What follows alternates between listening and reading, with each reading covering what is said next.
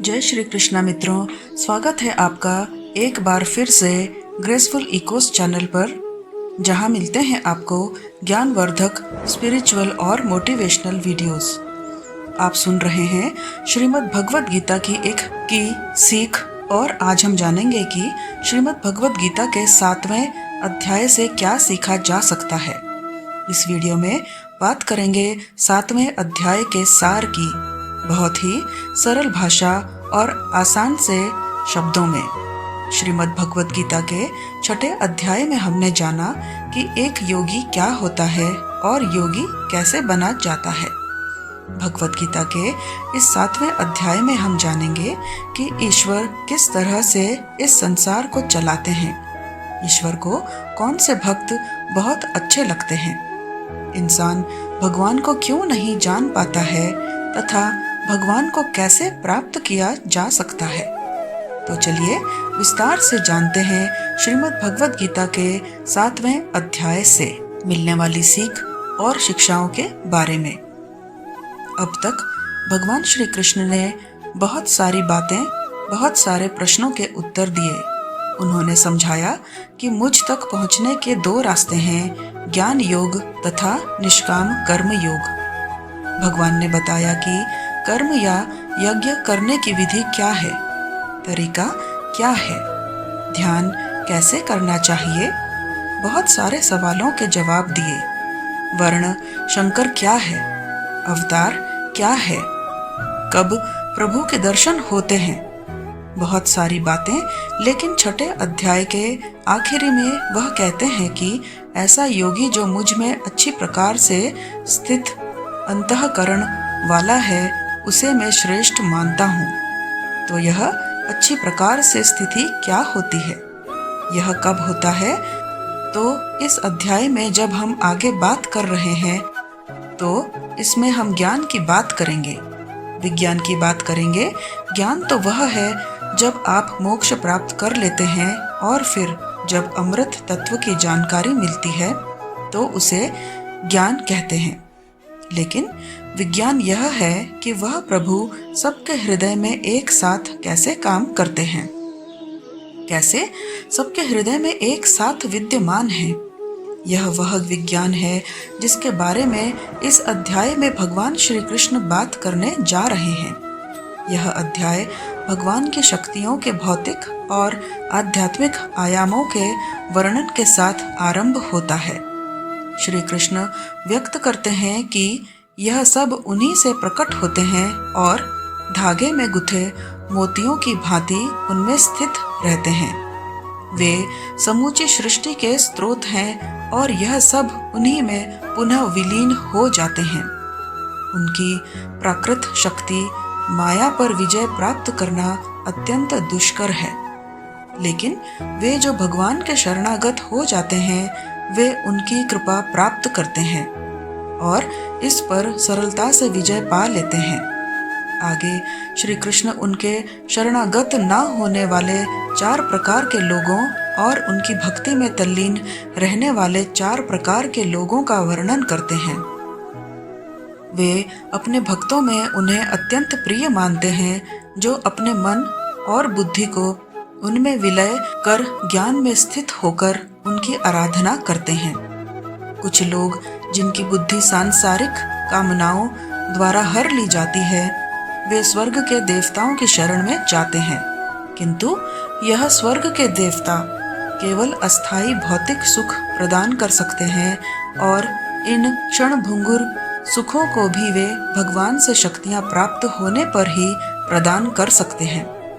इस प्रकार से भक्ति का उपयुक्त लक्ष्य स्वयं भगवान है। श्री कृष्ण पुष्टि करते हैं कि वे परम सत्य और अंतिम गंतव्य या सिद्ध हैं और सर्वज्ञ, सर्वव्यापक और सर्वशक्तिमान जैसे शाश्वत दिव्य गुणों से संपन्न हैं, क्योंकि उनका वास्तविक स्वरूप उनकी दिव्य योग माया शक्ति के आवरण द्वारा आच्छादित रहता है और इसलिए उनके अविनाशी दिव्य स्वरूप को सब नहीं जान सकते। यदि हम उनकी शरण ग्रहण करते हैं तब वे हमें उन्हें जानने का अपना दिव्य ज्ञान प्रदान करते हैं और उनको जान हम भी आत्मज्ञान और कार्मिक गतिविधियों के क्षेत्र का ज्ञान प्राप्त कर लेते हैं। भगवान श्री कृष्ण कहते हैं कि हे अर्जुन, अब मैं तुम्हारे समक्ष इस ज्ञान और विज्ञान को पूर्णतः प्रकट करूंगा, जिसको जान लेने के बाद इस संसार में तुम्हारे जानने के लिए और कुछ शेष नहीं रहेगा। हे अर्जुन, हजारों मनुष्यों में से बहुत कम होते हैं जो मुझ तक पहुंचने का प्रयत्न करते हैं, कोशिश करते हैं कि भगवान के दर्शन कर लें। बाकी तो सब भोग विलास में व्यस्त होते हैं और उन कोशिश करने वालों में से भी, प्रयत्न करने वालों में से भी कोई बिरला ही होता है जो मुझे बहुत समर्पण के साथ प्रेम करता है, जो मुझ तक पहुंच पाता है और साक्षात्कार कर पाता है, उस ज्ञान को प्राप्त कर पाता है। हे अर्जुन, पृथ्वी, जल, अग्नि, वायु और आकाश और साथ में मन, बुद्धि और अहंकार, यह सब मेरी प्राकृत शक्ति के 8 तत्व हैं। यह मेरी अपार शक्तियां हैं, यानी कि जड़ प्रकृति है। किंतु हे महाबाहु अर्जुन, इनके अतिरिक्त मेरी पराशक्ति है, यानी कि चेतन प्रकृति, जिससे संपूर्ण जगत को मैंने धारण किया है, और वह है जीवात्मा। यह जीव शक्ति है जिसमें देहधारी आत्माएं सम्मिलित हैं, जो इस संसार के जीवन का आधार हैं। यह जो प्रकृति है, यह अनादि है, यह अनंत काल है, चली आ रही है और चलती रहेगी। यह जान लो कि सभी प्राणी मेरी इन 2 शक्तियों द्वारा उत्पन्न होते हैं। मैं संपूर्ण सृष्टि का मूल कारण हूँ और यह पुनः मुझ में विलीन हो जाती है। हे अर्जुन, मुझसे श्रेष्ठ कोई नहीं है। सब कुछ मुझ पर उसी प्रकार से आश्रित है जिस प्रकार से धागे में गुथे मोती होते हैं। आगे भगवान श्री कृष्ण अपने विस्तार को समझाते हुए कहते हैं कि हे कुंती पुत्र, मैं ही जल का स्वाद हूँ, सूर्य और चंद्रमा का प्रकाश हूँ, मैं वैदिक मंत्रों में पवित्र अक्षर ओम हूँ, मैं ही अंतरिक्ष की ध्वनि और मनुष्यों में सामर्थ्य हूँ, मैं पृथ्वी की शुद्ध सुगंध और अग्नि में तेज हूँ, मैं सभी प्राणियों में जीवन शक्ति हूँ और तपस्वी का तप हूँ। श्री कृष्ण आगे कहते हैं कि हे अर्जुन, यह समझो कि मैं सभी प्राणियों का आदि बीज हूँ, मैं बुद्धिमान की बुद्धि और तेजस्विन का तेज हूँ। वह कहते हैं कि यह जो प्रकृति है, यह 3 गुणों वाली है, त्रिगुणात्मक है। वे इसको परिभाषित करते हैं। वे कहते हैं कि 3 प्रकार के प्राकृतिक गुण, सतोगुण, रजोगुण और तमोगुण, मेरी शक्ति से ही प्रकट होते हैं। यह सब मुझ में है, लेकिन मैं इनसे परे हूँ। माया के इन 3 गुणों से यह जो सारा जगत है, यह जो सृष्टि है, यह मोहित हो रही है। इसलिए लोग मुझे समझ नहीं पाते, क्योंकि मैं इन 3 गुणों से त्रिगुणात्मक प्रकृति से ऊपर हूँ। श्री कृष्ण इस अध्याय में ज्ञान की भी बात करते हैं, विज्ञान की भी बात करते हैं। वे कहते हैं कि प्रकृति के 3 गुणों से युक्त मेरी दैवीय शक्ति माया से पार पाना अत्यंत कठिन है, किंतु जो मेरे शरणागत हो जाते हैं वे इसे सरलता से पार कर जाते हैं। माया जाल में फंसे हुए मूर्ख लोग मेरी शरण में नहीं आ पाते हैं। हे कुंती पुत्र, 4 प्रकार के लोग मेरी शरण ग्रहण नहीं करते। वे जो ज्ञान से वंचित हैं, वे जो अपनी निकृष्ट प्रवृत्ति के कारण मुझे जानने में समर्थ होकर भी आलस्य के अधीन होकर मुझे जानने का प्रयास नहीं करते। वे जिनकी बुद्धि भ्रमित है और वे जो आसुरी प्रवृत्ति के हैं। हे भरत श्रेष्ठ अर्जुन, 4 प्रकार के पवित्र लोग मेरी शक्ति में लीन रहते हैं। कोई दुख और संकट में याद करने वाला, कोई ज्ञान की जिज्ञासा रखने वाला, अर्थात मुझे जानने की इच्छा रखने वाला।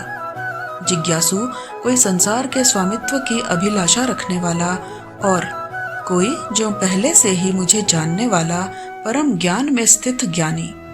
इनमें से मैं उन्हें श्रेष्ठ मानता हूँ जो ज्ञान युक्त होकर मेरी आराधना करते हैं, मुझे भजते हैं और दृढ़ता पूर्वक अनन्य भाव से मेरे प्रति समर्पित होते हैं। मैं उन्हें बहुत प्रिय हूँ और वे मुझे अत्यंत प्रिय हैं।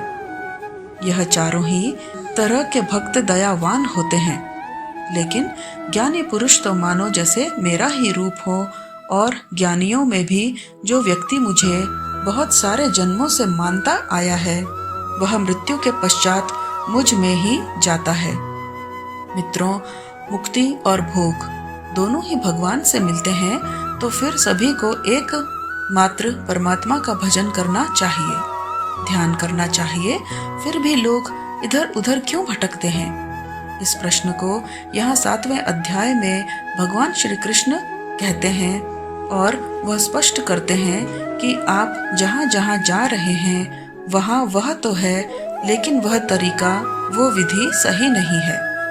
भगवान कह रहे हैं कि कामनाओं ने, यानी कि इच्छाओं ने जिनके दिमाग को हर लिया है, वह मुझसे भिन्न जो बाकी के देवता हैं, उनके लिए जो नियम बने हैं, उनकी शरण में चले जाते हैं।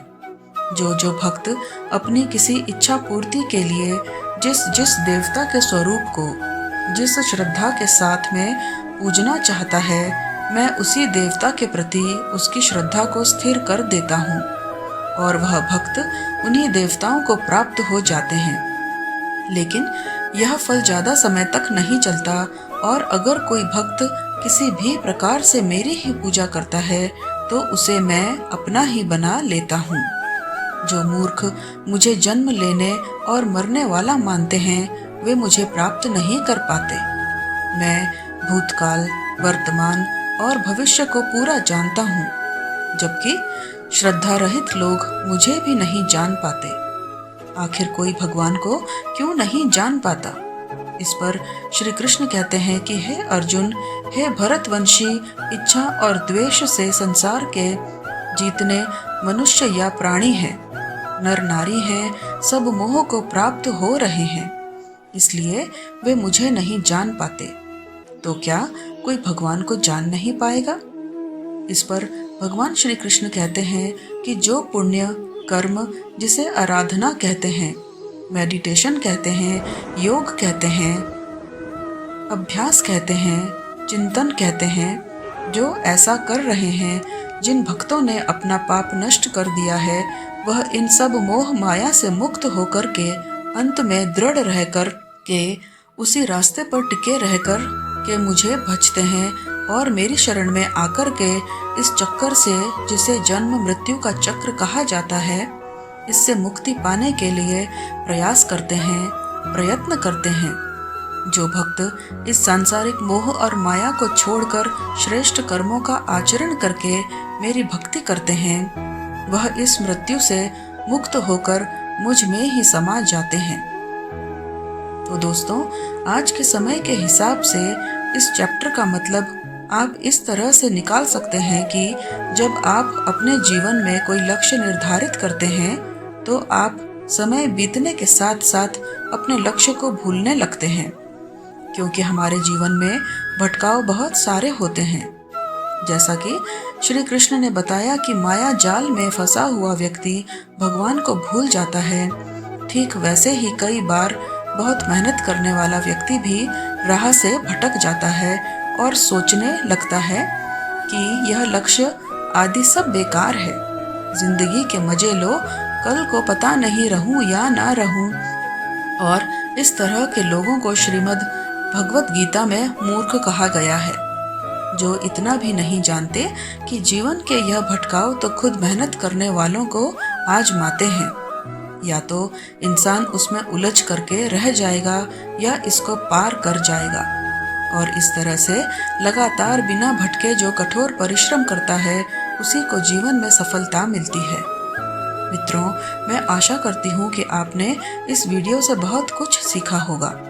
वीडियो को लाइक और शेयर करके कमेंट में जय श्री राधे कृष्णा लिखना ना भूलें, और ऐसे ही ज्ञानवर्धक वीडियोस पाने के लिए हमारे चैनल ग्रेसफुल इकोस को सब्सक्राइब करें।